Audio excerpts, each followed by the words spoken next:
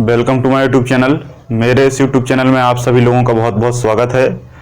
अभी क्या हुआ कि मैं मास्टर वीडियो का एक वीडियो आप लोगों के लिए बना रहा था जो कि हमारी पॉलिटी का था, और पॉलिटी में मैंने लगभग एक आर्टिकल से लेकर 51 आर्टिकल तक सारे अनुच्छेदों को एक साथ समझाने की कोशिश की थी, है ना, ताकि जिससे आपको सारे अनुच्छेद एक बार में समझ में आ सकें। लेकिन कुछ टेक्निकल इशू हो गया जिसके कारण हमारा जो लाइव वीडियो था वो लाइव वीडियो पता नहीं कैसे ब्रेक हो गया और वो रिकॉर्ड भी नहीं हो पाया, है ना, जिसके चलते मैं उसे फिर से अपलोड नहीं कर सकता। तो सारा लेक्चर मैं पढ़ा चुका था, लेकिन बाद में मुझे पता चला कि ये वीडियो कैसा है, ये वीडियो अपलोड नहीं हुआ। लेकिन उसका कुछ भाग अपलोड हो चुका है ना। लगभग 52 मिनट का एक वीडियो है ना, जिसमें 21 आर्टिकल तक मैंने पढ़ा दिया है ना, 20 आर्टिकल तक मैंने पढ़ा दिया है। तो उसको आप जाकर देख लें, है ना। वो आपको प्लेलिस्ट में तो नहीं मिल पाएगा क्योंकि वो प्लेलिस्ट में ऐड नहीं हो रहा, क्योंकि पता नहीं उसका फॉर्मेट कैसा हो चुका है। तो फिर भी कहीं ना कहीं वो अपलोडेड है वीडियो। तो उसमें मैंने 20 आर्टिकल बढ़ा दिए हैं। तो आप जब चैनल पर क्लिक करेंगे तो चैनल पर क्लिक करने के बाद वो होम पे नहीं मिलेगा आपको, आप वीडियो वाली सीरीज में जाएंगे तो वहां पर आपको मिल जाएगा। भारतीय संविधान के अनुच्छेद के नाम से वीडियो है, और उसमें किसी प्रकार का थंबनेल नहीं लगा हुआ है ना। सीधी सी तरीके से क्लास डली हुई है क्योंकि उसमें थंबनेल भी ऐड नहीं हो रहा है। तो निश्चित तौर पर इस वीडियो को देखने से पहले आप उसको देख लें, पार्ट 1 को। पार्ट 1 में उसमें नहीं लिख पा रहा हूं क्योंकि उसमें ऐड का ऑप्शन नहीं आ रहा है टेक्निकल इशू के कारण। तो आप लोग समझदार हैं, है ना, तो आप लोग थोड़ा सा शिक्षित होने का परिचय दें। तो एक आर्टिकल से लेकर 20 आर्टिकल तक वहां आप पढ़ लेंगे। अब हम इस वीडियो में यहां से आगे से स्टार्ट करेंगे, है ना। आप लोगों के लिए ये कुछ समझ में नहीं आ रहा होगा तो कोई दिक्कत नहीं है, आपको इसे नहीं समझना है। आपको केवल मेरे द्वारा बोली गई बातें जो मैं यहां से समझा रहा हूं केवल उसी को समझना है, और मेरे बोलने के साथ साथ आपको नोट्स बनाते चलना है। जो लोग पहली बार पॉलिटी पढ़ रहे हैं तो उनसे मैं गुजारिश करूंगा कि एक बार पहले वो सामान्य तौर पर वीडियो देखें, उसके बाद दोबारा देखते हुए आप नोट्स बनाएं, तो आपके पास बेहतर कंटेंट होगा और आपको बहुत अच्छे से याद हो जाएगा। बात क्लियर है? तो आगे से हम स्टार्ट करते हैं आर्टिकल 21 से, है ना। अगर आर्टिकल 21 से हम बात करें, और एक बात और, जो भी अगर कोई भी आपके पास डाउट है या कोई चीज समझ में नहीं आती तो उस पर आप कमेंट सेक्शन में आर्गुमेंट नहीं करेंगे, बल्कि आप उस पर पूछेंगे कि सर ये चीज मुझे समझ में नहीं आई है, इसका मतलब क्या है, क्या दिक्कत है। तो मैं उसको आपको बहुत अच्छे से क्लियर कर दूंगा, और मैं हो सके तो उस पर एक छोटा सा वीडियो भी बना दूंगा, है ना, कि क्योंकि कोई भी अगर डाउट रहेगा तो मैं उसे इग्नोर कभी नहीं करता। ये सभी लोग मेरे स्टूडेंट जानते हैं, उसको मैं आखिर बताता हूं। अभी एक लड़के का फोन आया था तो उसको रोस्टर सिस्टम समझना था, तो रोस्टर सिस्टम पे मैंने एक छोटा सा वीडियो बना दिया है, तो उसको भी आप देख सकते हैं कि ये क्या है। बात करते हैं आर्टिकल 21 की। आर्टिकल 21 में प्राण, दैहिक, जीवन जीने, विदेश यात्रा, सोने एवं निजता का अधिकार है ना। अब ये अधिकार क्या है, देखो यहां से क्या है, यहां से आपका स्वतंत्रता का अधिकार शुरू हो जाता है। ठीक है, स्वतंत्रता का अधिकार में आपको बहुत सारे अधिकार हैं, है ना। अपराध वाला जो है मैं पिछला वीडियो में मैं समझा चुका हूं आपको। आर्टिकल 21 में प्राण मतलब होता है आपका जीवन। आपका जीवन मतलब आपकी प्राण की स्वतंत्रता है, मतलब आपको कोई मारेगा नहीं, है ना, आपको कोई किसी प्रकार से क्षति नहीं पहुंचा सकता। दैहिक स्वतंत्रता, दैहिक का मतलब यह है कि शरीर को लेकर जितनी भी प्रकार की चीजें हैं उसके लिए आप स्वतंत्र हैं, है ना। चाहे आपका शरीर हो, आप पोषक स्तर पर अपनी बॉडी को डेवलप करना चाहते हैं, है ना, या फिर आप किसी भी प्रकार से आपकी शारीरिक वृद्धि करना चाहते हैं, चाहे आप ब्यूटी पार्लर जाना चाहते हो, चाहे आप सैलून जाना चाहते हो, तो कहीं भी आप जाइए, इसमें कोई दिक्कत नहीं है। देह के आधार पर आपको कोई रोक नहीं सकता। आप जीवन जी सकते हैं, आपको जिस तरीके से जीवन जीना है, आपको जैसा जीवन जीना है वैसा जीवन आप जी सकते हैं, इसमें आपको कोई रोक छेड़ नहीं कर सकता। ठीक है, इसके साथ साथ विदेश यात्रा में किसी भी प्रकार का कोई रोक छेड़ नहीं है। बस आपसे कुछ कंडीशंस सरकारिक तौर पर पूछी जाती हैं, है ना, जैसे वीजा, पासपोर्ट है, लेकिन आप विदेश यात्रा जा सकते हैं। ऐसा नहीं है कि किसी भी प्रकार की मनाही हो।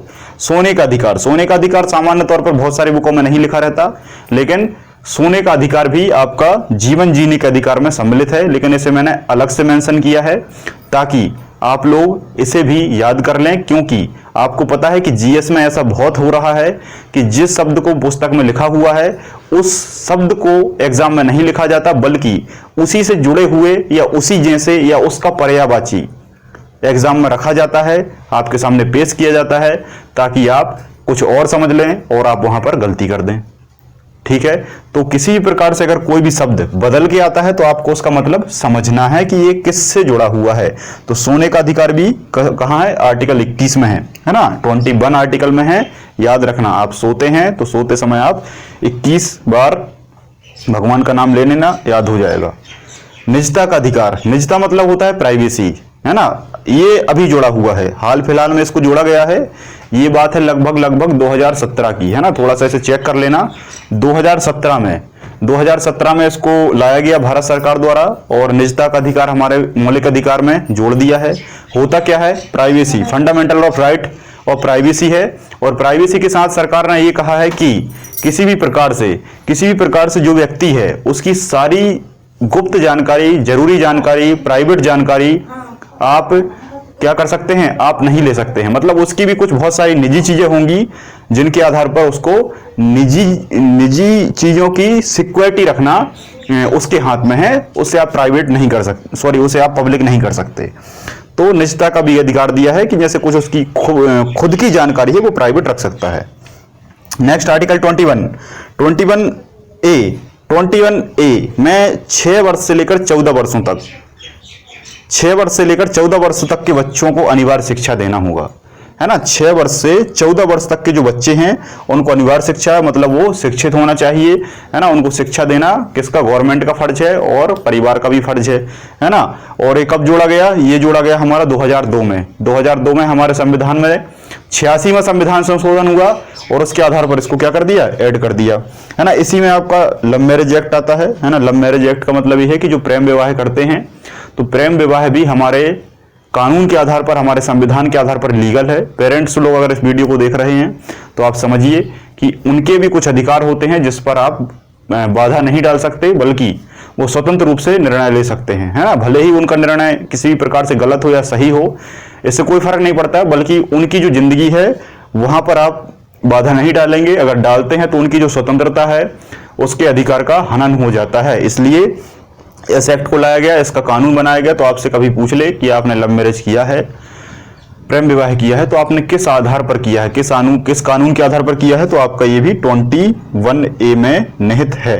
ठीक है, 21A में निहित है, मैरिज एक्ट है। कानून बनाना, किसी प्रकार का अपडेट करना, अगर कोई करता है तो उसमें पुलिस कानून सहायता देता है। 306 में आत्महत्या के बारे में कहा गया है। 306 एक धारा बनाई गई है जिसमें यह कहा गया है कि अगर किसी भी प्रकार से कोई व्यक्ति अगर आत्महत्या कर लेता है तो आत्महत्या करने के बाद अगर उसे किसी ने आत्महत्या के लिए प्रेरित भी किया है तो वो भी दंड का पात्र होगा, उसे भी दंड दिया जाएगा। क्यों दिया जाएगा? क्योंकि उसने प्रेरित किया है और किसमें है? 306 में है। बात क्लियर है ना। कई बार आपने देखा होगा कि पुलिस वगैरह जब ऐसे केस हैंडल करती है तो सुसाइड नोट्स पर सारा कुछ डिपेंड करता है, क्योंकि उस सुसाइड नोट्स में ये लिखा रहता है कि किसने हमें कुछ कहा या प्रेरित किया आत्महत्या के लिए। ठीक है, नेक्स्ट 22 आर्टिकल 22 में यह है कि कुछ दशा में गिरफ्तारी में संरक्षण रहेगा, है ना। जैसे मान लो आपको गिरफ्तार कर लिया है, गिरफ्तार अगर आपको कर लिया है तो आपको कुछ लेवल पर संरक्षण दिया जाएगा। ऐसा नहीं रहेगा कि आपको मार दिया जाए, भले ही इनकाउंटर हो वो एक अलग बात है, लेकिन आपको ऐसे नहीं मारा जा सकता। एक संरक्षण है कि आपको 24 घंटे में कोर्ट के सामने पेश होना पड़ेगा, मतलब पेश करना पड़ेगा पुलिस को। ठीक है, दंड जानना उसका अधिकार है। कोई भी अपराधी है तो वो दंड जान सकता है कि हमें किस आधार पर पकड़ा गया है। लेकिन इसके कुछ निरोध भी हैं, है ना। जैसे मैं बात करूं, कुछ निरोधी कानून भी हैं, जैसे टाडा है, मीसा है, पोटा है ना। बहुत सारे सिक्योरिटी एक्ट हैं। तो सिक्योरिटी एक्ट में क्या होता है कि इसमें आपको कुछ नहीं बताया जा सकता, आपको नजरबंद कर दिया जाता है टोटल। और जैसा पुलिस चाहती है या गुप्त जो भी एजेंसी रहती है वो चाहती है वो उस हिसाब से काम करती हैं। आपके परिवार को भी नहीं बताया जाता, आप वकील भी नहीं रख सकते, किसी भी प्रकार का आप कुछ नहीं कर सकते। नेक्स्ट आर्टिकल 23 अनुच्छेद 23 में क्या बताया है? दुर्व्यापार। दुर्व्यापार का मतलब ऐसा व्यापार की स्वतंत्रता आपको दी गई है, व्यापार की स्वतंत्रता आपको दी गई है, व्यापार की स्वतंत्रता आपको दी गई है। और एक मिनट, शायद मैंने आर्टिकल उसमें 19 तक पढ़ाया था, है ना, 19 तक, 20 में मैंने शायद नहीं पढ़ा। एक मिनट, इसको भी समझ लो। आर्टिकल 19 में मैंने उसमें शायद उस वीडियो में बता दिया है, लेकिन मैं फिर से बता देता हूं। 19 में 19 में क्या है, स्वतंत्रता है। कितने प्रकार की स्वतंत्रता है? वाक की स्वतंत्रता है। वाक मतलब आप बोल सकते हैं, बोलने की स्वतंत्रता। वाक की स्वतंत्रता, अभिव्यक्ति की स्वतंत्रता ए में है, 19 ए में। प्रेस की स्वतंत्रता 19 ए में है ना। सूचना का अधिकार की स्वतंत्रता 19 ए में है। बी में क्या है, सम्मेलन की स्वतंत्रता है, कहीं भी आप सम्मेलन कर सकते हैं। संगठन बना सकते हैं, किसी भी प्रकार का राजनीतिक संगठन हो या कोई भी धार्मिक संगठन हो, उसकी स्वतंत्रता सी में है। 19 डी में घूमने की स्वतंत्रता है, कहीं भी आप घूम सकते हैं। ई में निवास की स्वतंत्रता है, कहीं भी आप निवास कर सकते हैं, रेसिडेंट कर सकते हैं, कोई भी आपको ये नहीं कहेगा कि आप यहां पर क्यों निवास कर रहे हैं। संपत्ति की स्वतंत्रता है, लेकिन इसको वो हटा दिया है। संपत्ति की स्वतंत्रता एफ में है, हटा दिया है। 31 में भी है, अभी आगे मैं बताऊंगा। जी में क्या है, व्यापार। देखो यहां व्यापार आ गया, वही व्यापार को मैं क्लियर करने के लिए इस आर्टिकल तक पहुंचा हूं, है ना। 19 जी में है व्यापार की स्वतंत्रता, तो व्यापार की स्वतंत्रता यहां पर है ना। 20 में बताता हूं, 20 में रह गया था शायद वहां पर, अपराधों के दोष सिद्ध में संरक्षण। अपराध का अगर दोष सिद्ध हो जाता है, कोई अपराधी को पकड़ा, दोष सिद्ध हो गया, तो फिर भी उसे संरक्षण दिया जाएगा। कैसा? उस पर दोहरा दंड अप्लाई नहीं होगा। एक दंड अगर वो भुगत रहा है तो उसी पर एक और दंड अप्लाई नहीं होगा, एक ही दंड उस पर चलेगा। बढ़े कानून लागू नहीं होंगे। अगर एक कानून के तहत उसमें उसको सजा मिल गई है, बाद में किसी कानून को बढ़ा दिया है तो उसे बड़ी सजा नहीं मिलेगी, है ना। और भी प्रकार से बहुत सारी चीजें हैं। तो 21 से हमने पढ़ दिया है। हम वापस आते हैं 23 पर। आर्टिकल 23 में दुर्व्यापार है, व्यापार की स्वतंत्रता है, लेकिन दुर्व्यापार की नहीं है। दुर्व्यापार क्या होता है? मानव तस्करी है ना। स्त्रियों की तस्करी होती है, स्त्रियों को एक देश से दूसरे देश बेचा जाता है ना। तो ये सब इलीगल है। बलात्श्रम का मतलब है बच्चों से आप काम नहीं करा सकते, बच्चों से जो श्रम है वो आप किसी भी प्रकार से नहीं करा सकते। बंधुआ मजदूरी आप जानते हैं, है ना। किसी ने अगर उधार पैसा ले लिया है तो उस व्यक्ति को पर्टिकुलर उस व्यक्ति के यहाँ, उस मालिक के यहाँ काम करना पड़ता था आजीवन वो वहां मजदूरी के तौर पर बंधा होता था, ठीक है, बंधा होता था, हमेशा काम करता रहता था। फिर उनके जो नेक्स्ट जनरेशन आती थी वो भी वही मालिक के यहाँ अपना पूरा जीवन मजदूरी करती थी। तो बंधे हुए मजदूर बंधुआ मजदूरी कहलाता है। तो इन सब पर क्या है? प्रतिषेध है। इन सबको प्रतिषेध माना गया है, इन सबको गलत माना गया है। 24 आर्टिकल 24 में क्या है? 6 से 14 वर्षों के बच्चों से कार्य कराना अपराध है ना। आर्टिकल आपका 24 मोस्ट आईएमपी है, ये कई बार पूछा गया है। आईएमपी अगर मैं बोलूं तो आपको आईएमपी डाल लेना है। 6 से 14 वर्ष के जो बच्चे हैं उनसे कार्य कराना अपराध है। जैसे बहुत सारे व्यक्तियों को आपने देखा होगा, कारखानों में काम करते हैं, है ना, होटलों पे काम करते हैं बच्चे, दुकानों पे काम करते हैं, बहुत सारे बच्चे होते हैं तो काम करते हैं, है ना। बहुत सारे पेरेंट्स भी हैं जो बच्चों से काम कराते हैं, छोटे बच्चों से काम कराते हैं, जो कि गलत है। बच्चों को पहले शिक्षा देना चाहिए ताकि वो बेहतर काम कर सकें, लेकिन बेहतर काम नहीं कराया जाता, बल्कि उनसे छोटे में ही काम करा लिया जाता कि चलो भाई तुम छोटे हो, अभी से काम सीखोगे तब सीख पाओगे। तो ऐसा नहीं है, पहले शिक्षा जरूरी है। इसलिए हमारे भारत सरकार ने कानून बनाया है, 6 से 14 वर्षों तक के बच्चों से आप काम कराते हैं तो वो क्या है? अपराध है। वो क्या है? अपराध है। इसका मतलब ये है कि 6 से अगर छोटा भी है तो उससे भी नहीं कराएंगे। ऐसा नहीं कि 5 साल का है उससे आप करा रहे हैं, ऐसा नहीं है। कार्य कराना क्या है? अपराध है। बहुत सारी होटलों में आपने देखा होगा कि होटलों में छोटे छोटे बच्चे लगे रहते हैं, है ना, उन्हें पैसा भी नहीं दिया जाता। देखो बच्चों से काम कराने से फायदा क्या है? क्यों कराते हैं? समझो। इसलिए कराते हैं क्योंकि पहले तो ये है कि वो बच्चा है, छोटा है, शक्तिहीन है, तो वो कुछ नहीं कहेगा आपसे। जैसा आप उससे काम कराओगे बेचारा वैसा काम करेगा। पहली चीज, वो आपको जवाब नहीं दे सकता। दूसरी चीज, वो आप उसे पैसे भी नहीं देंगे, है ना। उसे आप क्या देंगे? केवल 2 वक्त की रोटी दे देंगे, है ना, और बढ़िया तरीके से वो आपके यहाँ दिन भर काम करेगा। जब इच्छा होगी, जितनी इच्छा होगी आप काम करा लेंगे, क्योंकि छोटा बच्चा है। तो इस तरीके से बहुत सारे फायदा होते हैं। एक फायदा ये होता है कि मजदूरी अगर देना भी है तो आधी दे दो, बच्चा है। बड़े व्यक्ति को अगर हम मजदूरी पे लगाएंगे तो उसको पूरा पैसा देना पड़ेगा, उसको आधा दे दिया या कम दे दिया तो चल जाता है। इस तरीके से बच्चों से काम कराया जाता है, लेकिन ये निषेध है। आर्टिकल 25 अंतःकरण आंतरिक मन। अंतःकरण क्या होता है? आंतरिक मन। अंतःकरण क्या होता है? आंतरिक मन। तो अंतःकरण एवं आंतरिक मन कुछ भी लिखा सकता है। आंतरिक मन की आपको क्या है? स्वतंत्रता है। आंतरिक मन अगर आपका बोलता है कि हमें इस धर्म को मानना चाहिए, हम इस धर्म के नियमों को पालन करेंगे, तो आप कर सकते हैं। मन में आप कुछ भी सोचते हैं, उसकी स्वतंत्रता है, धर्म से रिलेटेड, है ना। धर्म को मानना, धर्म की स्वतंत्रता, धर्म का प्रचार करना, धर्म का आचरण करना, धर्म के आधार पर भगवान की पूजा करना, आपको क्या है? इन सब की स्वतंत्रता प्राप्त है। किसी भी प्रकार से कोई ये नहीं कह सकता कि तुम भाई भगवान विष्णु को नहीं मान सकते, तुम भगवान शिव को ही मानोगे, तुम तो लड़के हो तुम हनुमान जी को मानो, लड़कियां हैं तो हनुमान जी को नहीं मानेंगी। ऐसा कुछ नहीं है। लड़कियां अगर चाहें तो हनुमान जी को मान सकती हैं, ऐसा कोई निषेध नहीं है ना। बहुत सारी लड़कियां नहीं मानती, समाज में भी ये है कि नहीं मानना चाहिए, वो अपना अपना, अगर कोई चाहता है तो उसको रोका नहीं जा सकता। कहने का मतलब ये है, आचरण कर सकते हैं, प्रचार भी कर सकते हैं। धार्मिक प्रचार होता है, आपने देखा होगा, गायत्री वाले आते हैं, और भी धर्म के आते हैं, ईसाई वगैरह प्रचार करते हैं अपने बहुत सारी चीजों का, तो कर सकते हैं। क्योंकि हम अब देखो ये क्यों करते हैं, क्योंकि हमारे संविधान में धर्मनिरपेक्षता लिखा हुआ है। क्योंकि हमारा जो भारत है वो धार्मिक राज्य नहीं है, वो क्या है, धर्मनिरपेक्ष राष्ट्र है।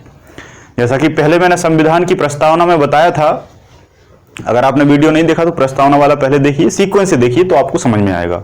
तो उसमें क्या लिखा हुआ है कि किसी भी प्रकार से हमारा जो देश है वो किसी भी धर्म की ओर नहीं झुकेगा। क्या होगा, धर्मनिरपेक्ष।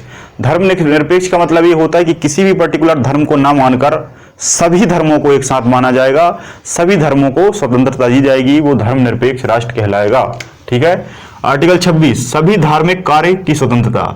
यहां पर हमने कुछ टर्म लिख दिए हैं, इनके अलावा भी कुछ कार्य है, इनके अलावा भी बहुत सारे काम रहते हैं, जैसे भजन है, कीर्तन है, कहीं पर प्रचार होता है, भागवत होती है, संगीत होता है।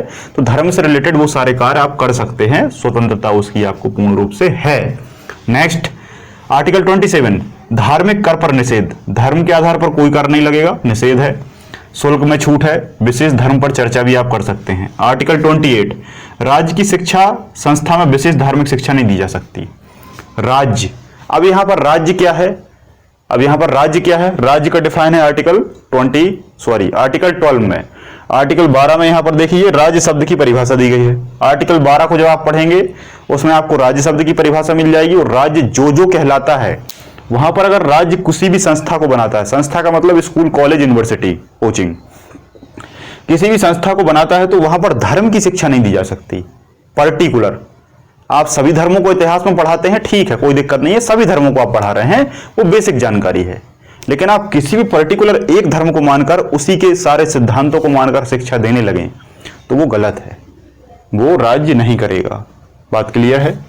नेक्स्ट, आर्टिकल 29, अल्पसंख्यक के हितों का संरक्षण। अब जो लोग अल्पसंख्यक हैं, अल्पसंख्यक का मतलब होता है संख्या में अल्प होना, संख्या में कम होना। जो लोग संख्या में कम हैं तो निश्चित तौर पर उन पर क्या होगा, अत्याचार होगा। कम है तो शक्ति कम है, शक्ति कम है तो संगठन कम है, संगठन कम है तो उन पर अत्याचार होता है। तो जब उन पर अत्याचार होता है तो अल्पसंख्यकों के लिए क्या है, उनके हितों का संरक्षण किया है, उनके हितों का संरक्षण किया है। जैसे उनका बोलचाल है, कुछ भी बोलचाल हो सकता है भाई साहब उनका, आप बोल सकते हैं।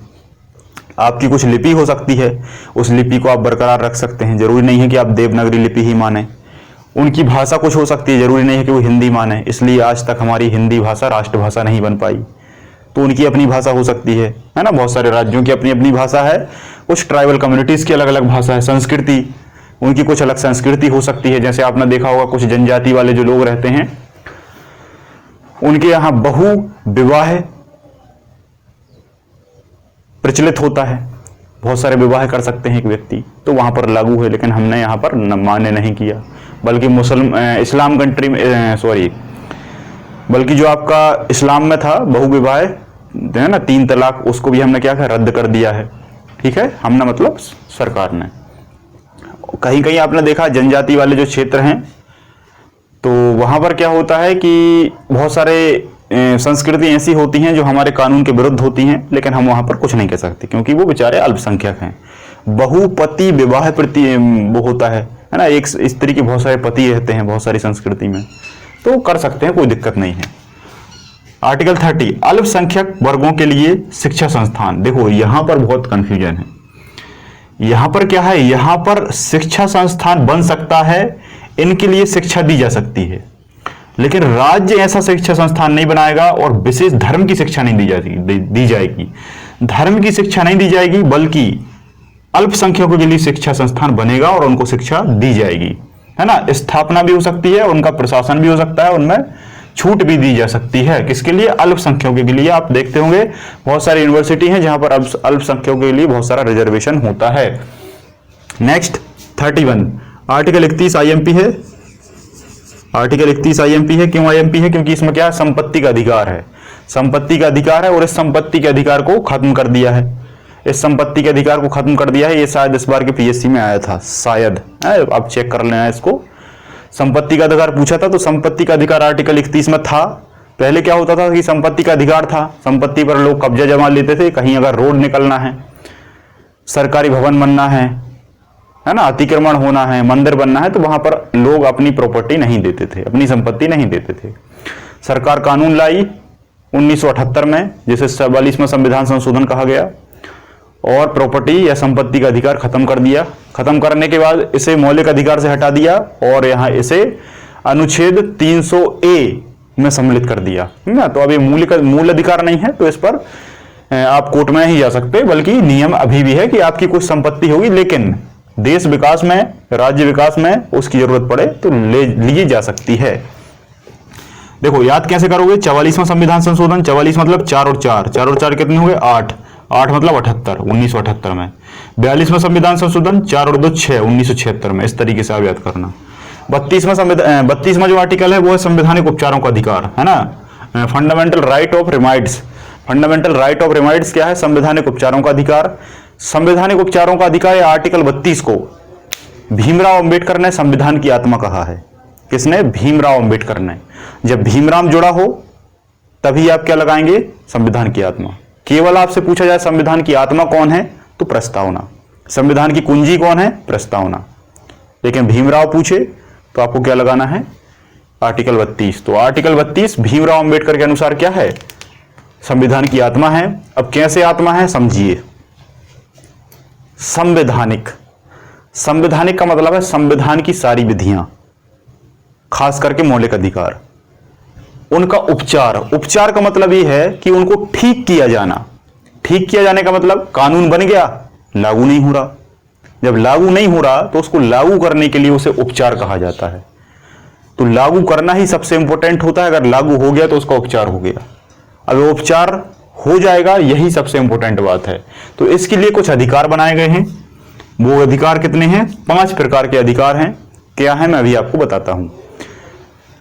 उपचार करने के लिए इसका उपचार कौन करेगा? कोर्ट करेगा, सुप्रीम कोर्ट करेगा, आपका उच्चतम न्यायालय करेगा, और साथ में संसद करेगी। संसद कुछ नियम कानून बनाएगी, कोर्ट से कहेगी, कोर्ट अपनी रिट जारी करेगा। कोर्ट क्या करेगा? रिट जारी करेगा। सुप्रीम कोर्ट रिट जारी करेगा, और रिट जारी करने के बाद उसके आधार पर इस किसी भी संवैधानिक नियम का उपचार हो सकेगा, उसे ठीक किया जा सकता है। कैसे? 5 रिटों के आधार पर। कौन कौन सी हैं यहां मैं आपको बढ़ता हूं। सबसे पहली रिट है आपकी बंदी प्रत्यक्षीकरण। पहली रिट कौन सी है? देखो, रिट का मतलब ये होता है कि एक लिखित दस्तावेज होता है। एक लिखित दस्तावेज होता है जो कोर्ट जारी करता है, और कोर्ट ने अगर जारी कर दिया तो वो आपको मानना ही पड़ेगा। आप फिर उस पर बच नहीं सकते। नहीं मानेंगे तो आपको सजा हो जाएगी। जैसे पुलिस का वारंट निकलता है कि भाई वारंट दिखाओ गिरफ्तारी के लिए, है ना। कोर्ट अपनी तारीख निकालता है, इस तारीख पे आपको पेश होना, तो वैसे ही रिट निकालता है।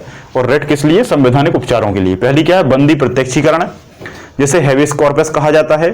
बंदी प्रत्यक्षीकरण का मतलब ये है बंदी प्रत्यक्षीकरण। बंदी को आप क्या करिए? प्रत्यक्ष करिए। बंदी कौन होता है? मुजरिम। कौन करता है? पुलिस। तो पुलिस बंदी को प्रत्यक्ष करेगी किसके सामने? कोर्ट के सामने, है ना। कोर्ट के सामने कितने समय में? 24 घंटे में। 24 घंटे में प्रस्तुत करना अनिवार्य है। किसके सामने? कोर्ट के सामने। किस आधार पर? बंदी प्रत्यक्षीकरण। नहीं करता, कोर्ट में जाइए, सुप्रीम कोर्ट जाइए, रिट लगाइए, और रिट वहां पर आपको जारी हो जाएगा और आप प्रस्तुत हो जाएंगे। परमादेश। परमादेश क्या होता है? परमादेश का मतलब है कि एक बहुत अच्छा आदेश। देखो, आदेश और परमादेश। आदेश का मतलब यह है कि आप बाध्यकारी नहीं है मानने के लिए। आदेश आ गया, मानना है मानो, नहीं मानना मत मानो। लेकिन अगर परमादेश आ गया तो आपको मानना ही पड़ेगा। परमादेश, है ना। जैसे घर में देखा होगा आप लोगों ने, घर में आप, जैसे आपके पिताजी हैं, पिताजी से आप कम डरते हैं। पिताजी ने कोई आदेश दिया, आपने कहा चलो ठीक है यार, आज नहीं करते, आज मन नहीं है पढ़ने का। उन्होंने आदेश दिया, आपने नहीं माना। लेकिन मम्मी ने आपकी परमादेश दे दिया, है ना। जो प्रभावी व्यक्ति होता है वही परमादेश देता है। उन्होंने क्या दिया? बेटा आज पढ़ना है, नहीं तो आज आपकी इतनी कुटाई होगी कि आप सुधर जाओगे। तो परमादेश फिर मानना ही पड़ता है। तो कोर्ट भी परमादेश रिट जारी करता है, और किसी भी डिपार्टमेंट में अगर कोई भी दिक्कत हो रही है तो फिर उसको मानना ही पड़ता है। आप कहीं भी उसको रोक नहीं सकते। बहुत खतरनाक रेट है ये, इससे सब ठीक हो जाता है। प्रतिषेध, प्रतिषेध का मतलब ये है कि किसी प्रकार से जैसे एक कोर्ट में एक कानून चल रहा है, वही कानून एक कोर्ट में कोई केस चल रहा है, वही केस दूसरे कोर्ट में भी चल रहा है, तो एक कोर्ट दूसरे कोर्ट को मना कर सकता है कि भाई ये केस हमारे पास है, इस कार्य को तुम नहीं करोगे। कुल मिलाकर एक कोर्ट जो कोर्ट बड़ा है और एक कोर्ट जो कोर्ट छोटा है वो उसको निषेध कर सकता है ना। तो बड़ा कोर्ट ज्यादा शक्तिशाली होता है, तो बड़ा कोर्ट छोटे कोर्ट को निषेध कर देता है, मतलब रोक देता है कि इस केस को हम देख लेंगे। उत्प्रेषण, उत्प्रेषण भी सेम वैसे ही है। उत्प्रेषण में क्या होता है, इसमें भी कोर्ट जो है वो अपना केस ट्रांसफर कर लेता है। इसमें क्या है, ट्रांसफर हो जाता है, कोई अगर बड़ा कोर्ट है तो उसे ट्रांसफर कर देता है ना। इसमें कोर्ट के लिए मना कर दिया जाता है और इसमें केस ट्रांसफर हो जाता है कि भाई इस केस को हमारे यहाँ ट्रांसफर करो, ये तुम्हारे क्षेत्र में नहीं आता। ये कोर्ट के लिए है, इसमें आम जनता कुछ नहीं कर सकती, ये आपके लिए नहीं है। अंतिम है आपका अधिकार परीक्षा। अंतिम रिट आपका है अधिकार परीक्षा, जिसे कोई वारंटो कहा जाता है। होता क्या है, नाम से स्पष्ट अधिकार, बहुत सारे लोगों के अधिकार होते हैं।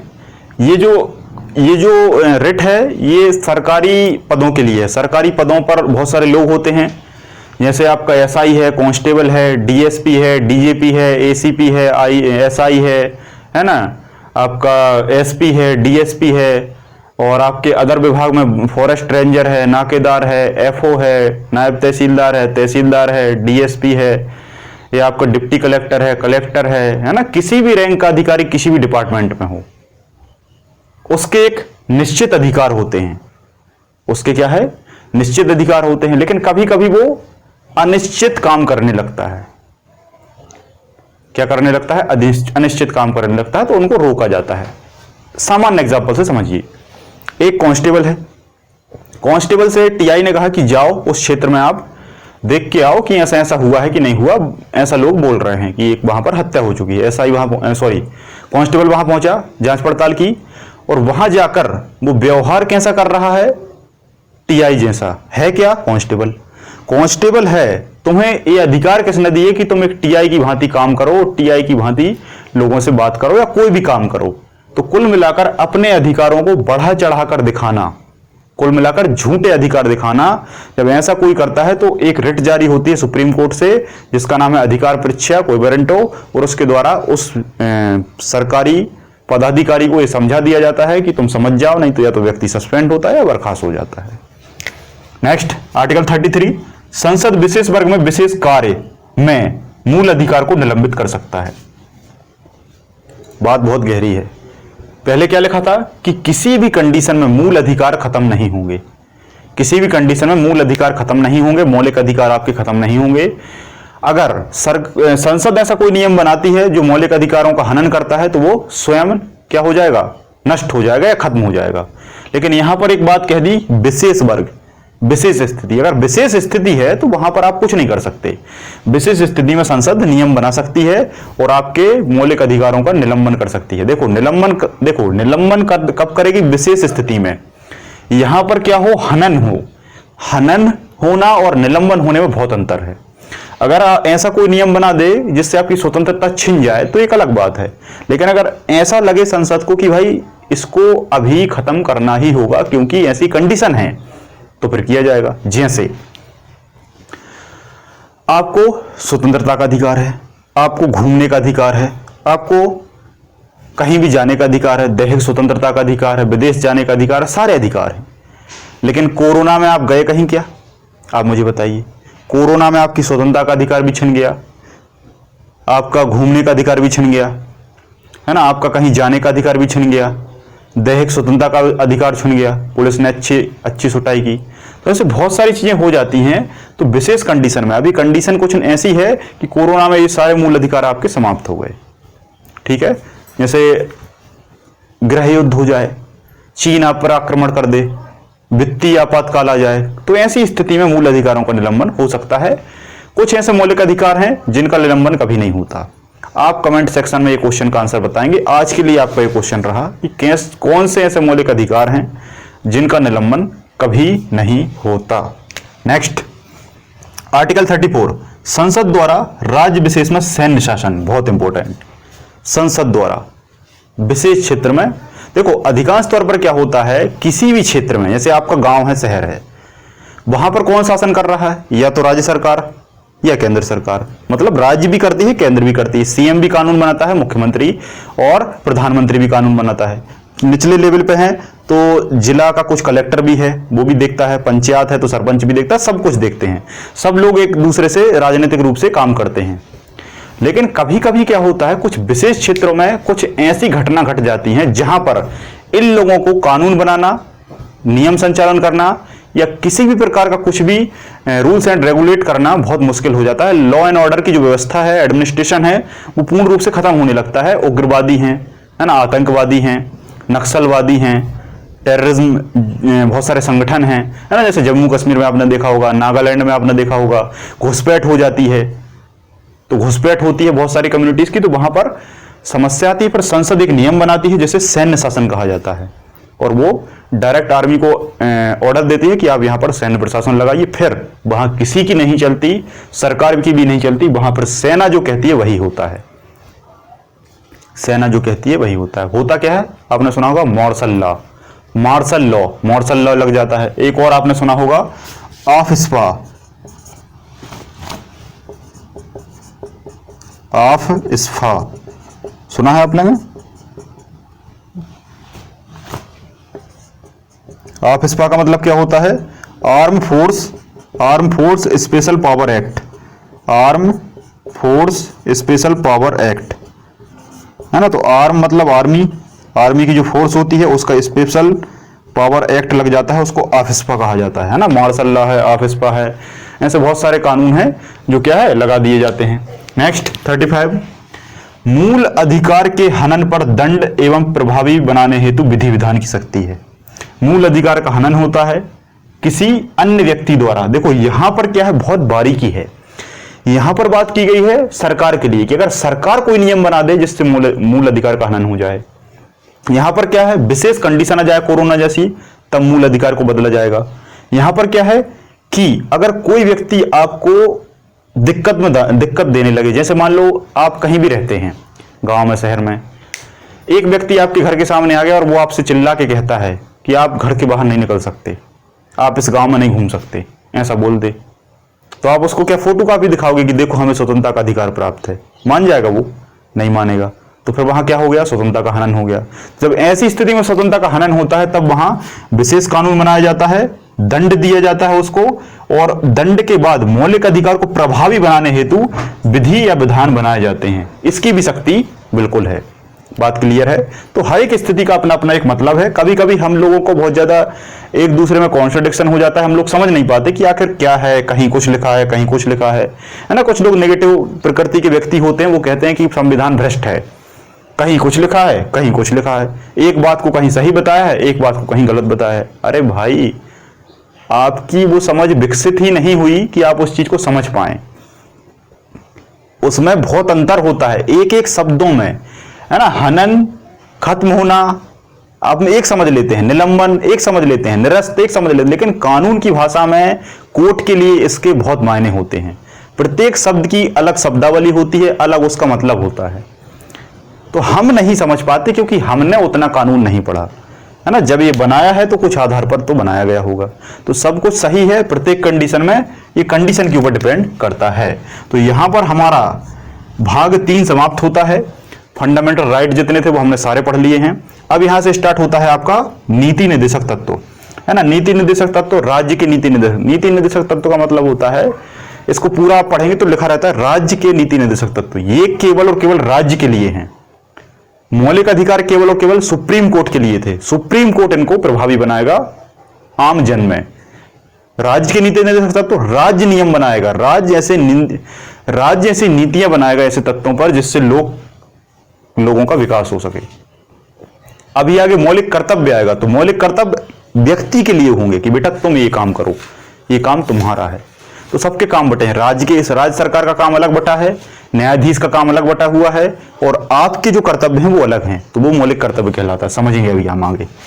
आर्टिकल 36, राज्य की परिभाषा किसके आधार पर? डीपीएसपी के आधार पर। डीपीएसपी का मतलब होता है नीति निर्देशक तत्व, directive principle of state policy, English में कहा जाता है directive principle of state policy, DPSP short में कहते हैं।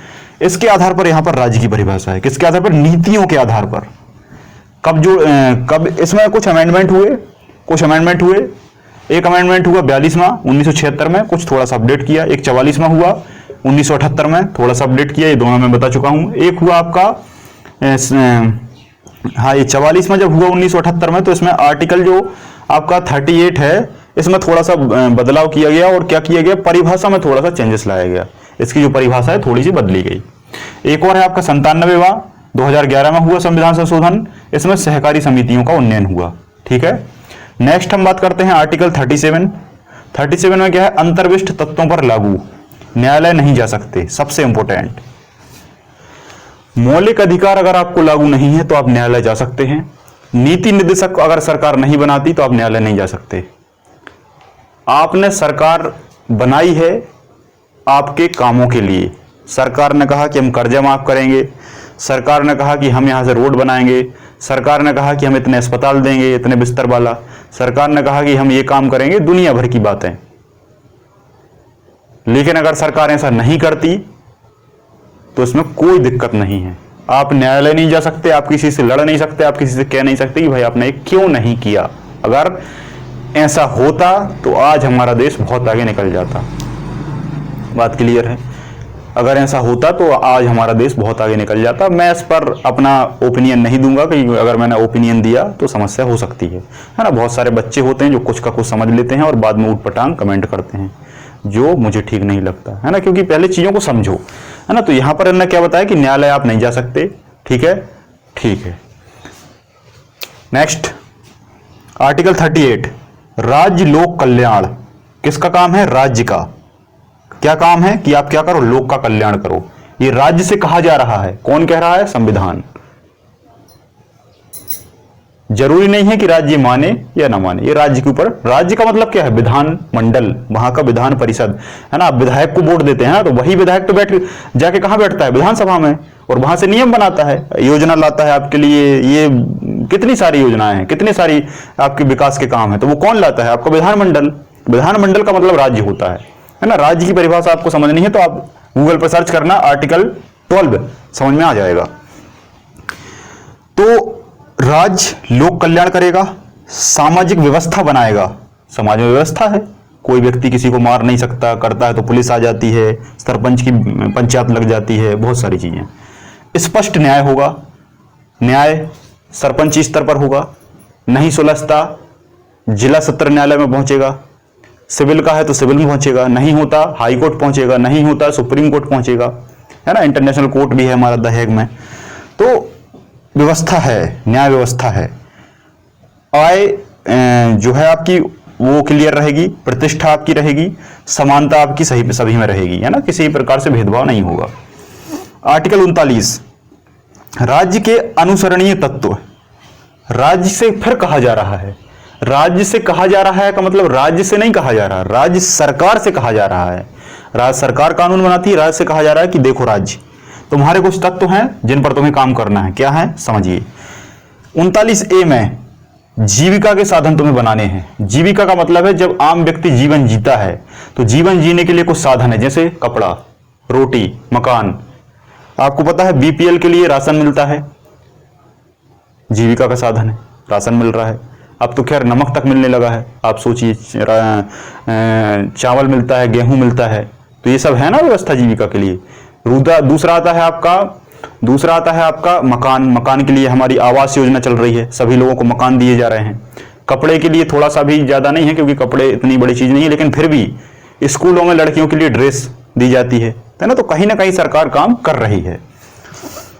तो जीविका के साधन बनाएगी, भौतिक साधन बनाएगी। भौतिक का मतलब है आपके चारों ओर जिन भी चीज की जरूरत है, जैसे रोड, है ना, बस, किसी भी प्रकार का कोई भवन है, कहीं पर बैठक होना है। अब देखो मंगल भवन बनने लगे ताकि वहां पर आप सामाजिक काम कर सकें। तो भौतिक व्यवस्थाएं बनाएगी, रोड भी बनाएगी।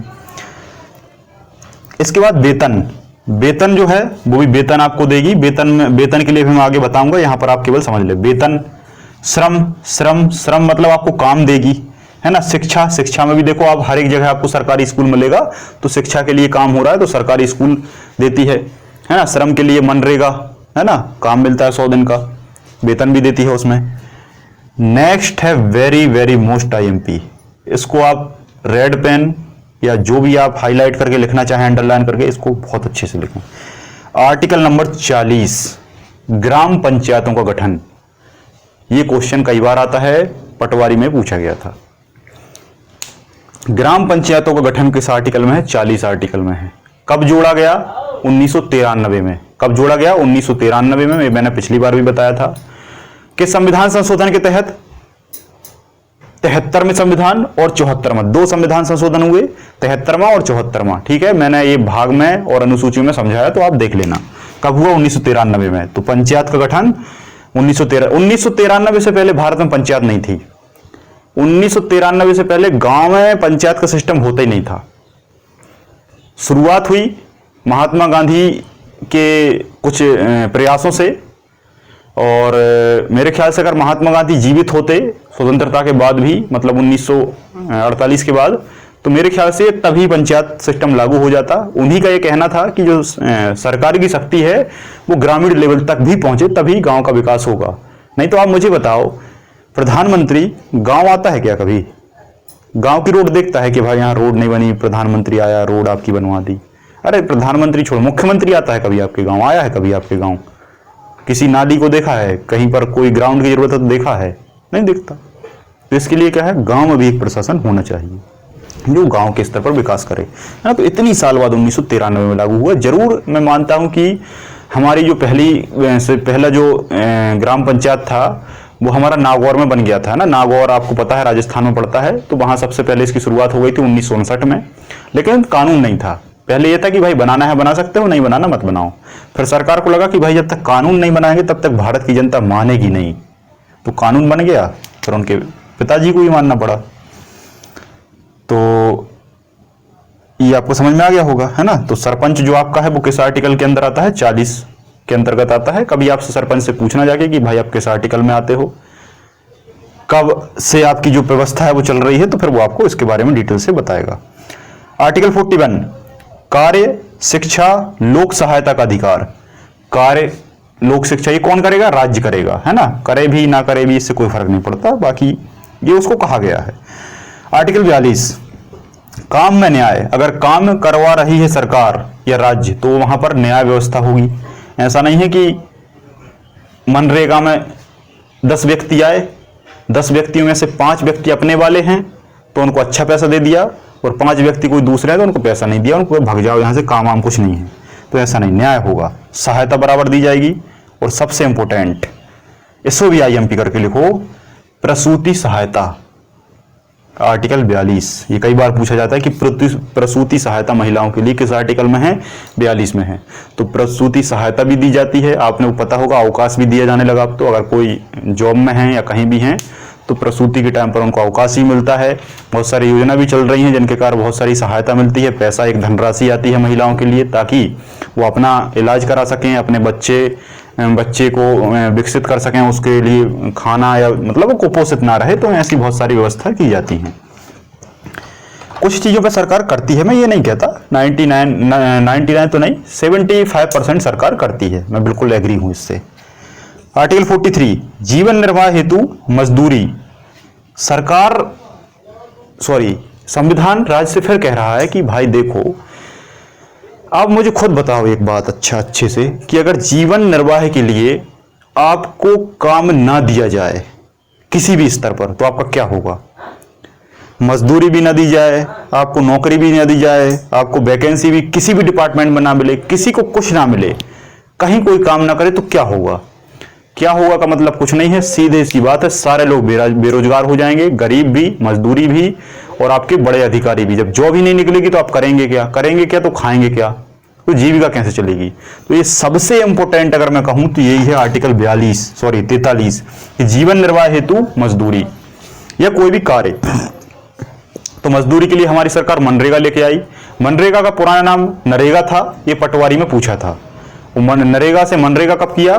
तो ये 2006 के अप्रोक्स किया है। हाँ 2006 है, थोड़ा सा चेक कर लेना, क्रॉस चेक करना जरूरी है। क्रॉस चेक जो करता है उसे डाटा बहुत अच्छे से याद होता है, ये मेरा एक्सपीरियंस है ना। तो क्रॉस चेक करिए, आप कभी नहीं भूलेंगे, ये मेरी गारंटी है। तो मनरेगा लाए, मनरेगा महात्मा गांधी आपको पता है उनके नाम पर है, कुटीर उद्योगों के लिए बहुत सारा वो दिया जाता है, लोन दिया जाता है। कुटीर उद्योग, लघु उद्योग, मध्यम उद्योग की सहायता दिया जाता है। आर्टिकल 44, एक समान सिविल संहिता, कोर्ट नियम, सारे जो कोर्ट के नियम हैं, सारे जो सिविलों के सिविल नियम है वो सभी के लिए समान होंगे, भेदभाव नहीं होगा। आर्टिकल 45, आर्टिकल 45 में क्या है, 6 वर्ष से कम निशुल्क, 6 वर्ष से कम निशुल्क शिक्षा राज्य द्वारा। ये इंपॉर्टेंट है। पहले क्या होता था कि राज्य को जरूरी नहीं है कि वो शिक्षा दे या ना दे, लेकिन 2002 में 86वां संविधान संशोधन हुआ और क्या कहा कि 6 वर्ष तक भाई आप पैसा नहीं ले सकते, तो आप पैसा नहीं लेंगे, 6 वर्ष से कम बच्चों को निःशुल्क शिक्षा दी जाएगी। Article 46, most IMP, SC ST की शिक्षा एवं हितों में वृद्धि एवं विकास। आपको पता है ST SC के लिए शिक्षा के लिए कितनी सारी छूटें हैं, कितने सारे उनके लिए बहुत सारी चीजें हैं, जरूरी है क्योंकि बेचारे बहुत पिछड़े लोग हैं, है ना। एक बच्चे ने अभी कमेंट किया था कि सर आप ST SC का विरोध करते हैं। भाई मैं SC ST के व्यक्ति को बगल में बिठाता हूँ, क्या बगल में बिठाता हूँ, और मैं कहता हूँ कि ऐसा कोई भेदभाव नहीं है हमारे यहाँ। मैं छोटे से एक क्षेत्र का व्यक्ति हूँ जहाँ पर इसका बहुत बड़ा भेदभाव है, लोग घर के अंदर नहीं आने देते, मैं उनको कुर्सी पे बिठाता हूँ, है ना। तो कमेंट किया था कि आप इनका बहुत विरोध करते हैं। मैं सभी को समान मानता हूँ, सभी को समान मानता हूँ। ऐसा आप ये बताओ कि ऊपर वाले ने कुछ हमारे शरीर पर ठप्पा लगा के भेजा है, पी के तो देखी होगी ना आप लोगों ने, शरीर तो कुछ नहीं है, तो फिर हम किस तरीके से वर्ग हुआ, किस तरीके से हमारा क्लासिफिकेशन हमने खुद किया है, हमने खुद किया है कहीं ना कहीं हमारी मानसिक जो मानव की भौतिक सुविधा पूरा करने के लिए। 47, पोषण, जीवन स्तर, लोक स्वास्थ्य, कुपोषण अभियान चलाने हेतु बहुत सारी चीजें। आर्टिकल 47 इंपॉर्टेंट है, पोषण है, जीवन स्तर है, लोक स्वास्थ्य है, कुपोषण है। कुपोषण के लिए अभियान चलते हैं, आपने देखा होगा कि कुपोषण के लिए दूर करने के लिए हमारी जो सरकार है, प्राइमरी स्कूल में, मिडिल स्कूल में आपका मिड डे मील चलता है, भोजन मिलता है, हर एक दिन अलग अलग भोजन मिलता है, अलग अलग दिन बंधे होते हैं, कभी दाल, कभी खिचड़ी, कभी ये सब्जी, कभी ये सब्जी, जिससे क्या है कुपोषण ना हो, तो स्वास्थ्य का ध्यान रखा जाता है। मैं जब पढ़ता था तो इसका लाभ मैंने भी उठाया है, जब मैं पढ़ता था तभी ये शायद स्टार्ट हुआ था, मुझे अभी भी याद है। और मेरे समय में मुझे अभी थोड़ा थोड़ा याद आ रहा है कि एक आयरन की गोली मिलती थी, हम लोग लंच करते थे और लंच करने के बाद आयरन की गोलियां दी जाती थी, है ना, और सभी बच्चे एक एक आयरन की गोली खाते थे। अगर नहीं खाते थे तो हमारे जो टीचर हैं, मास्टर जी हैं, वो बहुत मारते थे कि तुमने गोली क्यों नहीं खाई। मतलब गोली खाना मस्ट होता था, आप पढ़ो या ना पढ़ो, गोली लेना और उसे खाना टीचर के सामने, मैंने ये खुद देखा है। हमारे एक टीचर थे, अनीता उपाध्याय उनका नाम था, है ना, गुरदयाल शर्मा उनका नाम था, जिन्होंने हमको पढ़ाया है, ऋतु शर्मा थी एक, है ना, परसोत्तम पटेल थे, है ना। तो ऐसे बहुत सारे टीचर थे जो उनका निम्न स्तर पर, जब छोटे बच्चे थे हम लोग, काफ़ी अच्छा उन्होंने हमें सपोर्ट किया है। तो एक एक गोली हाथ में देते थे और सामने खिलाते थे बच्चों को, तो उससे ये फायदा हुआ कि आयरन की कभी बच्चों में कमी नहीं होती, क्योंकि कहते हैं कि पौधा अगर बचपन में शुरुआत में अच्छा विकसित कर ले तो वो बाद में बहुत फलता फूलता है। 48, हाँ एक चीज और, 47 में ही एक चीज और है, मादक द्रव्य पदार्थों पर रोक। नोट करके लिखें, आर्टिकल 47 में नोट करके लिखें, आर्टिकल 47 में नोट करके लिखें, मादक द्रव्य पदार्थों पर रोक, है ना। मेरा एक दोस्त है, नाम नहीं लूंगा मैं यहां पर, उसका मोबाइल नंबर लास्ट में 47 है। आप लोग समझ गए होंगे मैं क्या कहना चाहता हूं, क्योंकि जो मुझसे पढ़ चुके हैं मैं उनको ऐसे ही चीजें याद कराता हूं, चाहे ईयर हो, चाहे युद्ध वगैरह के सन हो, चाहे आर्टिकल हो। मेरा एक दोस्त है, उसका जो लास्ट में फोन नंबर है वो 47 है, और वो मादक पदार्थों का काफी उपभोग करता है, और जिसे मैं शुरू से रोकता आ रहा हूं, है ना। तो इस तरीके से मुझे वैसे ही याद हो गया, मादक द्रव्य। आप भी ऐसा कोशिश करें। अब आप कहेंगे कि सर सरकार तो दारू, वाइन और भी चीजें बेचती है, तो देखो मादक द्रव्य पदार्थों का मतलब ये नहीं है कि सारे मादक, है ना। दारू जो है वो जरूरी है, शराब जरूरी है, क्योंकि उससे, जरूरी का मतलब ये नहीं कह रहा कि मैं आपको पीना जरूरी है, सरकार को बेचना जरूरी है। आप जब लेंगे ही नहीं तो क्या है, मैं तो देखो डिपेंड तो अपने ऊपर करता है ना। सरकार को बेचना इसलिए जरूरी है क्योंकि उसका एक बहुत बड़ा रेवेन्यू जो है वो गवर्नमेंट को जाता है। बहुत सारे ऐसे क्षेत्र हैं जिनका जो सारा पैसा है वो केंद्र को चला जाता है, लेकिन शराब जो है इसका पूरा जितना भी पैसा है वो स्टेट गवर्नमेंट को जाता है, इसलिए इसको स्टेट। आपने देखा होगा कोरोना में कुछ भी नहीं खुला, लेकिन शराब की दुकानें खोल दी। क्यों खोल दी? पैसे के लिए सरकार के पास पैसा नहीं है। एक कॉपी किताब की दुकान नहीं खुली, एक शिक्षा संस्थान को नहीं खोला गया। शराब की दुकान पहले खोली, उस पर भीड़ जमकर है, कोई दिक्कत नहीं है, बल्कि सुरक्षा कर्मी उसी लाइन में लगे कि मिले तो यार एक। और सारी चीजें बैन रही। मैं जहां हूं, मैं कहूंगा तो नहीं लेकिन मैं खुद बताऊंगा, सारी चीजें बैन हुई। मैं ऑनलाइन क्लास लेने के लिए तरसता रहा, मुझे ये मार्कर नहीं मिला। मैंने इतने सारे लोगों को फोन लगाया कि भाई रात को 12 बजे 2 बजे कभी भी दे दो, एक मार्कर दे दो, एक बोर्ड दे दो। बोर्ड नहीं मिलेगा तो कुछ ऐसा दे दो जिससे मैं ऑनलाइन क्लास ले सकूं। बोर्ड नहीं मिला मुझे 1 से 1.5 महीने 2 महीने तक। मार्कर नहीं मिला, मार्कर में पढ़ाता था, स्याही खत्म हो गई, स्याही नहीं मिली। आप सोचिए। और शराब आपको कितनी चाहिए, ऐसा कहा गया। हमारे गांव की हैं, एक नाम नहीं लूंगा मैं अभी, उन्होंने कहा शराब आपको कितनी चाहिए, अभी दिलवा देंगे। तो ये क्या है, आप समझ सकते हैं। मैं ये मानता हूं कि जब दूसरी चीज दे रहे हैं तो दूसरी चीज भी दो, बराबर का वो रखो, भेदभाव नहीं। आर्टिकल 48 कृषि पशुपालन संगठन। कृषि के लिए, पशुपालन के लिए सरकार सहायता करती है, आप जानते हैं। पर्यावरण के लिए बहुत सारे नियम कानून हैं। पर्यावरण के लिए आर्टिकल 48 का ए, आर्टिकल 48 का ए याद रखें, आर्टिकल 48 का ए, पर्यावरण के लिए संरक्षण, पर्यावरण के वन्य जीव को संरक्षण, पर्यावरण के बाघ को संरक्षण, पर्यावरण के हाथियों को संरक्षण, गिद्धों को संरक्षण, है ना, बहुत सारी चीजों को संरक्षण दिया जा रहा है। आपने देखा होगा, मैंने आपको एमपी में कितने सारे राष्ट्रीय उद्यान पढ़ाए, उनमें मैंने आपको राष्ट्रीय उद्यान में नोट करके लिखा है कि इस राष्ट्रीय उद्यान में इस चीज का संरक्षण किया जा रहा है, चाहे वो सोन चिड़िया हो, चाहे वो नागफनी कैक्टस गार्डन हो, चाहे वो आपका ग्रेट इंडियन बस्टर्ड हो, चाहे वो आपका मगरमच्छ हो, घड़ियाल हो, है ना, भूर सिंह बारहसिंगा हो, कुछ भी हो, सब लिखा है मैंने।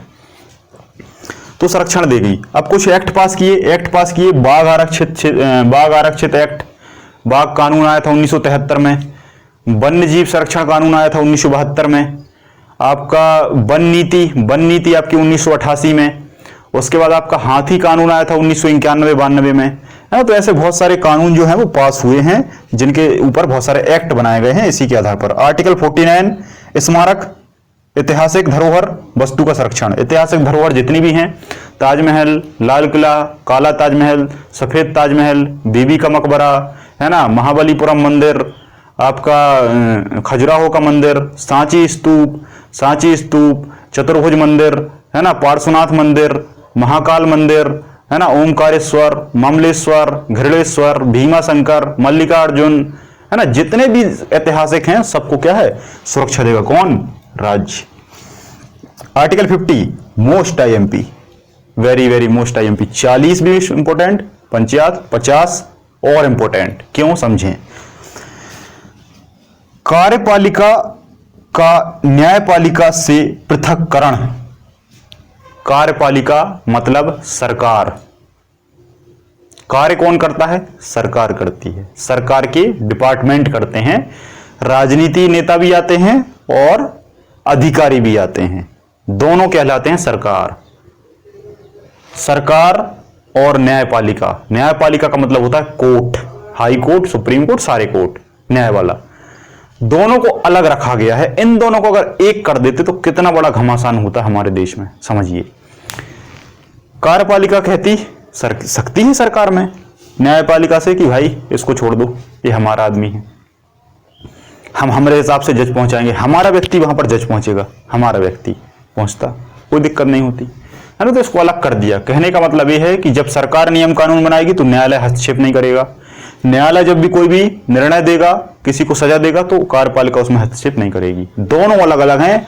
अभी कुछ जजों की नियुक्ति के लिए कुछ ऐसा था कि संसद के कुछ पदाधिकारी इसमें सपोर्ट करते थे, है ना। तो न्यायालय ने ये कहा कि ये बहुत गलत है ना, अपने व्यक्तियों को वहां पर नियुक्त कराया जा रहा है, तो ये खत्म कर दिया। फिर कॉलेजियम सिस्टम आया, है ना, ये शायद 100वां संविधान संशोधन, 101वां संविधान संशोधन है शायद, देख लेना इसको। उसमें ये बात कही गई कि ये कॉलेजियम व्यवस्था, मतलब कॉलेजियम का मतलब कॉलेज नहीं है, कॉलेजियम का मतलब न्यायालय का ही एक मंडल बनेगा और वही न्यायालय के न्यायाधीशों की नियुक्ति करेगा। आर्टिकल 51 अंतरराष्ट्रीय शांति व सुरक्षा।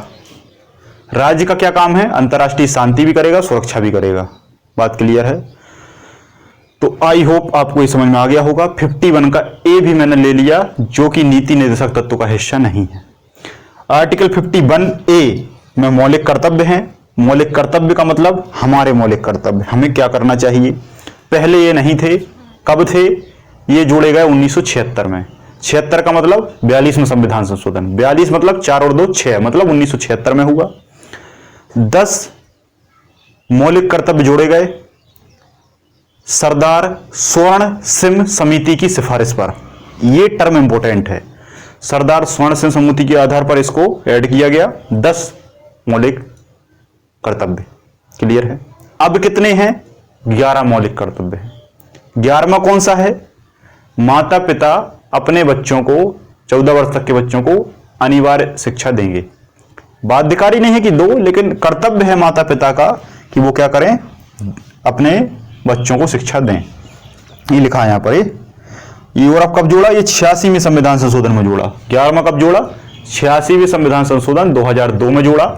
माता पिता को जरूरी है कि वो अपने 6 से 14 वर्ष के बच्चों को शिक्षा दें। बात क्लियर है।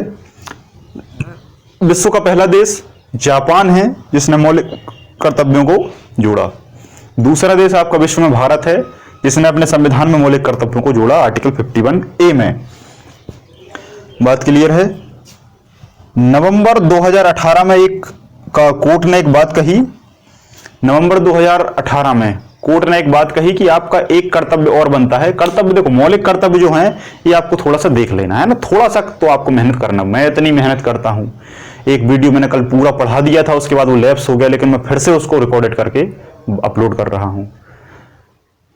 तो आपका भी थोड़ा फर्ज बनता है। इन 10 मौलिक कर्तव्यों को जब आप देखेंगे तो आपको बहुत सारी चीजें मिलेंगी। आपके राज्य के धरोहरों को आपको सुरक्षा देना है, आप किसी भी प्रकार से उनको क्षति नहीं पहुंचाएंगे। राष्ट्रगान का सम्मान करेंगे, राष्ट्रगान जहां होगा वहां आप खड़े हो जाएंगे, है ना। राष्ट्रगान का आदर करेंगे, राष्ट्रध्वज का आप सम्मान करेंगे, राष्ट्रध्वज को आप नीचा नहीं रख सकते, राष्ट्रध्वज को आप शाम के बाद नहीं फहरा सकते, है ना। और अंत में अभी 2018 नवंबर में कोर्ट ने कहा कि सिनेमा हॉल में राष्ट्रगान होगा, राष्ट्रगान का सभी सम्मान करेंगे, टाकीज में सभी लोग खड़े हो जाएंगे और राष्ट्रगान होगा, फिर फिल्म शुरू होगी। आप लोग टाकीज गए हैं तो आप जरूर जानते होंगे। और एक और शर्त है कि राष्ट्रगान होते समय झंडा स्क्रीन पर होना चाहिए। ये किससे कहा? जो सिनेमा वाला है उससे कहा का मतलब यह है उसका कर्तव्य है। अब वो करे या ना करे इससे कोई फर्क नहीं पड़ता। कानूनी नहीं है कि आपको करना ही है, कानूनी जो बात है वो मौलिक अधिकार में आती है। मैंने कई बार देखा है बहुत सारी टाकीजों में नहीं चलाया जाता और बहुत सारी टाकीजों में चलाया जाता है। तो ये कर्तव्य देखो, समझो, मौलिक कर्तव्य, मौलिक अधिकार और नीति निर्देशक तत्व, तीनों में अंतर है। नीति निर्देशक तत्व और मौलिक कर्तव्य टेम्पररी हैं। टेम्पररी का मतलब इन्हें किया भी जा सकता है, नहीं भी किया जा सकता है, कोई भी प्रकार की बंदिश नहीं है, बाध्यकारी नहीं है। मौलिक अधिकार क्या है? बाध्यकारी हैं। ये नहीं होंगे तो आपका संविधान का जो संरक्षण है वो छिन जाएगा। अब समझो, 12 से लेकर 35 तक जो मौलिक अधिकार हैं, ये मौलिक अधिकार कोर्ट के लिए हैं तो वैसे लोगों के लिए, लेकिन कोर्ट इन पर नियम बनाएगा, मतलब कोर्ट इनको बनाए रखेगा। कोई अगर इनका उल्लंघन करता है, आप सुप्रीम कोर्ट जाइए, उस व्यक्ति को सजा हो जाएगी और आपको वो अधिकार मिल जाएगा। ठीक है, तो इस पर कोर्ट काम करता है। राज्य के नीति निर्देशक तत्व पर राज्य काम करता है, जरूरी नहीं है, न्यायालय नहीं जा सकते, करना है करेगा, नहीं करना है, राज्य के लिए है। मौलिक कर्तव्य हमारे लिए हैं, हम भारत के लोग जितने व्यक्ति हैं सभी के क्या है? कर्तव्य हैं। कितने थे? 10। कितने हैं? 11। 11वां कौन सा है? कब जोड़ा? ये मैंने बता दिया। अब आप थोड़ी सी कृपा करके इन 10 मौलिक कर्तव्यों को एक बार पढ़ लेंगे, ठीक, वहां आपको समझ में आ जाएगा कि ये क्या है। मौलिक कर्तव्य आपको सही लगे तो आप करिए, आपको सही नहीं लगे तो आप मत करिए, जरूरी नहीं है। लेकिन मैं ये कहूंगा कि आप भारत नागरिक हैं, पढ़े लिखे हैं, शिक्षित हैं, तो आप जरूर करें। आज के इस लेक्चर में आई होप आपको सारी जानकारी बहुत अच्छे समझ में आई होगी। मेरा एक छोटा सा ये प्रयास था। आप लोगों को कोई शब्द समझ में ना आया हो, कहीं कंफ्यूजन हो, कहीं डाउट है, किसी भी चीज से असहमत हैं, अभी तक हमारे यूट्यूब पर बहुत सारे लोग सभी अच्छे थे, कुछ असहमत प्रकार के व्यक्ति भी आए हुए हैं, तो उनका भी हम स्वागत करते हैं। असहमत हैं, प्लीज आप कमेंट सेक्शन में आर्गुमेंट मत करें, आप उस चीज को हमको पूछें, हम उस पर सेपरेट वीडियो बनाएंगे, उसको क्लियर करेंगे। ठीक। ठीक है, हम अपने कर्तव्य से पीछे नहीं भागेंगे, क्योंकि हम पढ़ा रहे हैं तो हमारा पहला कर्तव्य पढ़ाना और आपका पहला कर्तव्य पढ़ना। अगर आप नहीं पढ़ते, आप अपने आप से बेईमानी करते हैं। आपकी जो सफलता है, आपका जो आने वाला जीवन है, देखो मैं यहां पर किसके लिए पढ़ा रहा हूं? आपके लिए। आप कहेंगे कि आप अपने लिए भी पढ़ा रहे हैं, मेरे लिए मैं पढ़ा रहा हूं टेम्पररी है, आपके लिए इंपॉर्टेंट है। आपका जीवन बदलेगा, मेरा जीवन फिक्स हो चुका है। तो आप इस चीज को समझिए, है ना। आपके लिए क्या है, 1 घंटा टाइम है यार। एक बच्चा है जिसका नाम हेमंत है, मैं नाम नहीं लूंगा, 8 घंटे की जॉब करता है, 8 घंटे की जॉब करता है, 2 घंटे उसे आने जाने में लगता है, फिर भी उसने आज तक एक क्लास मिस नहीं की। सारी क्लासें देखता है, सारे क्वेश्चन का रिस्पॉन्स देता है, बाकायदा बढ़िया है, कोई दिक्कत नहीं है जॉब के साथ। और इसके अलावा जितने भी बच्चे हैं कोई कमेंट नहीं करता, जबकि सारे लोग फ्री हैं। तो मैं ये कहता हूं ये सोच पर डिपेंड करता है। जो सारे लोग फ्री हैं वो वीडियो नहीं देख पाते, कमेंट नहीं करते, टाइम नहीं है, व्यस्त हैं। अरे भाई मैं कहता हूं 24 घंटे में 10 घंटे सोने के बाद, 8 घंटे जॉब करने के बाद भी पर्याप्त समय बचता है पढ़ने के लिए। 1 घंटा भी दिन में निकाल लें पर्याप्त है। तो चीजों को समझें। आपका इस लेक्चर को देखने के लिए बहुत बहुत धन्यवाद। आज के इस लेक्चर में इतना ही। बहुत बहुत धन्यवाद। जय हिंद, जय भारत।